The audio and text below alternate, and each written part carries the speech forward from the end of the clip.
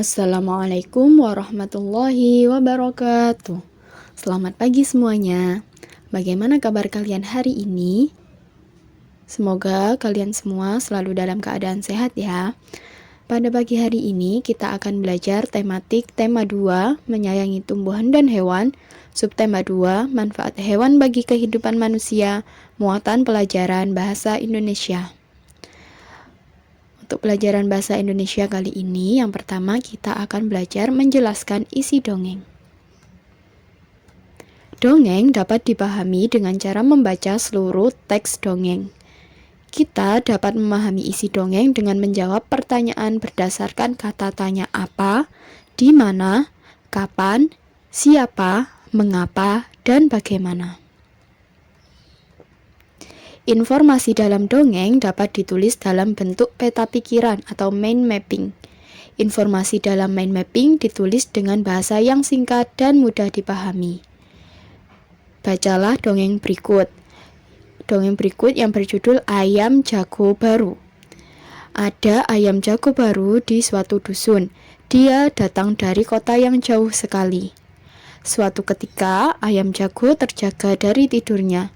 Matanya yang masih mengantuk perlahan terbuka. Di langit, dia melihat benda bundar berwarna kuning keemasan.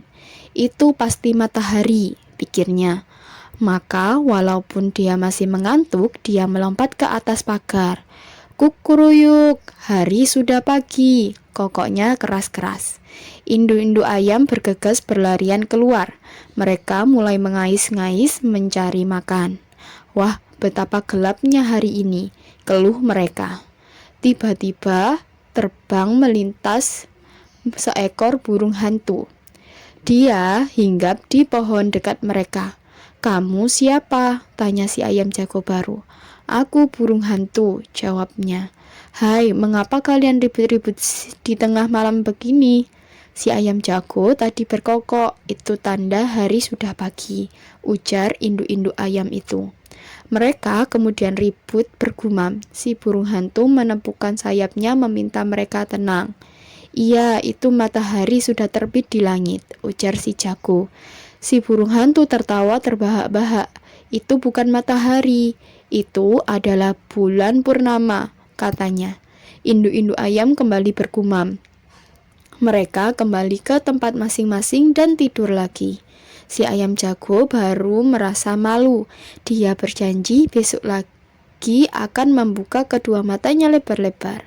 Dia harus yakin yang dilihatnya adalah matahari. Setelah itu baru dia akan berkokok. Nah, ini adalah dongeng tentang ayam jago baru. Nah, setelah membaca dongeng ini, kalian bisa menemukan isi dari dongeng tersebut, yaitu dengan cara membuat mind mapping. Nah, contohnya seperti ini mind mappingnya. Di sini ada beberapa pertanyaan. Yang pertama, siapa tokoh dalam dongeng tersebut? Yang kedua, apa benda yang dilihat ayam jago? Yang ketiga, di mana tempat ayam jago berkokok? Dan yang keempat, bagaimana perasaan ayam jago? Ini adalah contoh mind mapping. Untuk jawabannya langsung saja. Siapa tokoh dalam dongeng tersebut? Ada ayam jago, burung hantu, dan induk ayam. Apa benda yang dilihat ayam jago? Bulan purnama. Yang ketiga, di mana tempat ayam jago berkokok? Di atas pagar. Bagaimana perasaan ayam jago? Dia merasa malu. Nah, ini adalah contoh mind mapping atau peta pikiran. Selanjutnya, kita akan membahas tentang menemukan pesan dari dongeng. Dongeng merupakan cerita khayalan atau tidak benar-benar terjadi. Dongeng memiliki pesan untuk para pembacanya. Pesan tersebut berisi anjuran agar kita berbuat baik. Kita dapat menemukan pesan dari dongeng yang kita baca atau kita dengar. Untuk menemukan pesan tersebut, kita harus memahami isi dongeng. Kita dapat memahami isi dongeng jika membaca atau mendengar dengan cermat. Dongeng memiliki pesan untuk para pembacanya. Kita dapat menemukan pesan tersebut setelah memahami isinya. Kita dapat memahami isi dongeng jika membaca dengan cermat. Pesan moral dari sebuah dongeng biasanya mempunyai ciri-ciri sebagai berikut. Yang pertama, pesan moral selalu bersifat baik. Penulis selalu memberikan hal baik untuk dicontoh oleh pembacanya. Yang kedua, bisa dilihat pada akhir cerita. Dan yang ketiga, bisa dilihat dari tokoh utamanya. Menyusun kata acak menjadi pesan moral. Kalian juga dapat menyusun kata-kata sehingga menjadi sebuah pesan moral. Perhatikan di kitab kalian di halaman 91. Di sini ada kata lagi, tidak, pembohong, dipercayai, akan, pernah, mereka, berkata, walaupun, benar. Nah, kata-kata ini bisa kalian susun sehingga menjadi pesan moral. Susunlah kata-kata di bawah ini sehingga menjadi sebuah pesan moral yang terdapat pada dongeng Anak Gembala dan Serigala. Nah, kita susun sehingga menjadi seperti ini. Pembohong tidak akan pernah dipercayai lagi walaupun berkata benar.